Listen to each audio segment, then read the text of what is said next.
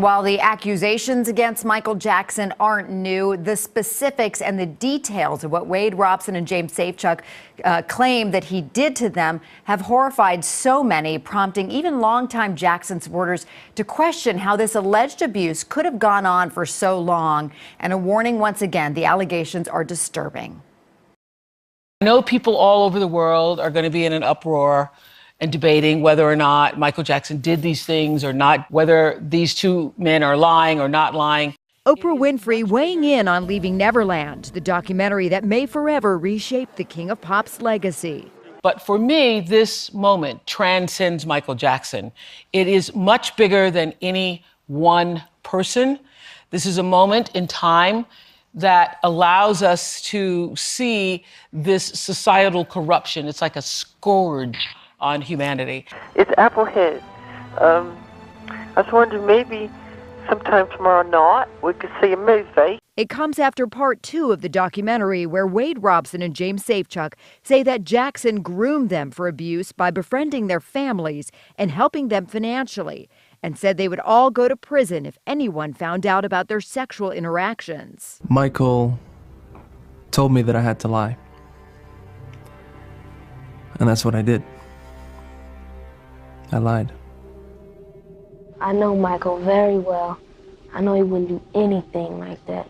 Oprah referencing when Robson first spoke up back in 2013 here on Today. When you saw Wade on the Today Show, that triggered you to feel what? I panicked, like I was being caught, honestly. It was just like it was just that body panic. And then you go, okay, he's getting help. Or, you know, he's further along. Maybe I can be like that. Both Robson and Safechuck previously testified that Jackson never touched them inappropriately. Robson taking the stand for the defense in the singer's 2005 child molestation trial. Jackson was acquitted. Jackson's family and his estate, which is suing HBO for $100 million, called the film one-sided. As with virtually everything about Jackson, reaction to Leaving Neverland has been swift and intense, with strong opinions on both sides. Judd Apatow tweeting, "It takes days to recover from this documentary," while talk show host Wendy Williams defended Jackson on air. I don't believe a word of anything in this documentary. Okay. And many of Jackson's fans say the allegations have forever tarnished his work. Muting R. Kelly was easy, but Michael Jackson is such a staple of my childhood and adulthood that I don't even know what to do with myself, writes one conflicted fan. Oprah acknowledging that she may take some heat for taking on the King of Pop. But that for her, a sexual abuse survivor, the message is too important. These two men did not feel abuse until much later on in life. And when you are a child, this is a message I want every parent to hear, you don't have the language to explain what is happening to you because you've been seduced and entrapped. So, Nat, as you mentioned, there are a lot of conversation online as this documentary was airing. I saw a lot of it on Twitter myself. Yeah. Some folks in support of the men for speaking out. A lot of folks, though, speaking out against the film itself. How real has the backlash been? Oh, the backlash is very, very real. I mean, Oprah even took some heat, as she expected she would on social media by many of the most loyal Michael Jackson fans. Many just refused to watch and, again, questioned the credibility and the motives of Robson and Safechuck.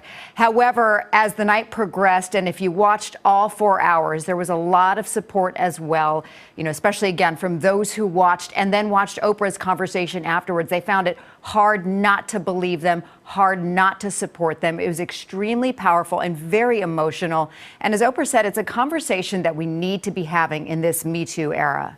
Now the Morales force there, Natalie. Thanks, Nat. Here's the thing. Key thing that Natalie just said.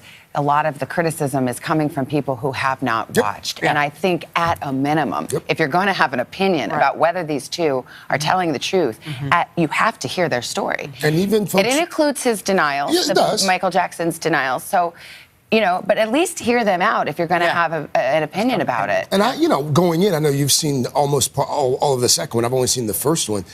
You go in, for me at least, with some preconceived ideas because you've heard the whispers and rumors for years. I grew up with two idols, Michael Jackson and Bill Cosby. Yeah.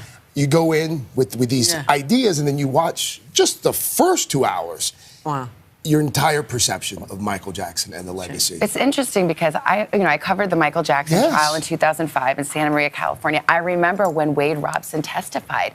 It was devastating for the prosecution because there were all these suggestions in the prosecutor's case. Well, what about these boys like Wade Robson? What about Macaulay Culkin? And then these boys, now grown men, come in and say, Michael Jackson didn't do anything to me. But now, if you watch this documentary, it unravels the story, including why Wade Robson decided to testify on behalf of Michael Jackson when he says, of course, he was lying. You know, you have to watch it to understand and to really form an opinion. It's very, very powerful.